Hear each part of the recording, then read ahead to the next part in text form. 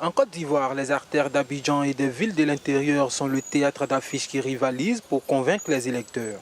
Les élections couplées régionales et municipales se veulent le temps d'un scrutin, le baromètre de la publicité.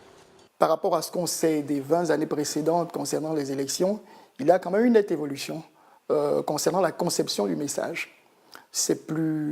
Les couleurs sont plus maîtrisées, les ambiances sont plus maîtrisées, le message est plus ou moins précis chez certains candidats.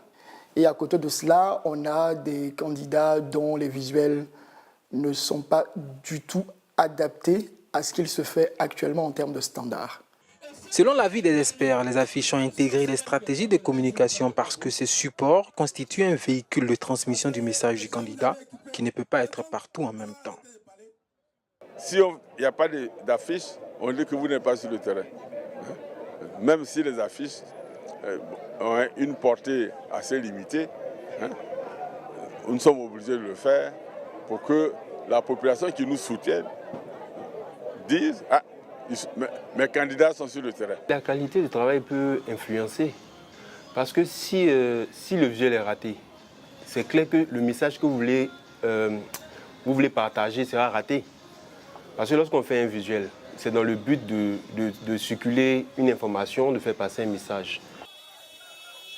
Les habitudes des électeurs et les raisons de leur choix définitif. Voici des questions que se posent les spécialistes. Étant donné que beaucoup de jeunes votent maintenant, eux n'ont pas ces réflexes-là.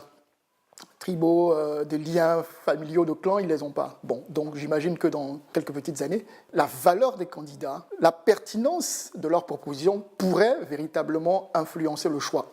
Les affiches de tout genre ont inondé les villes et les villages, parfois en violant l'environnement et le cadre de vie des électeurs. Leur esprit aussi.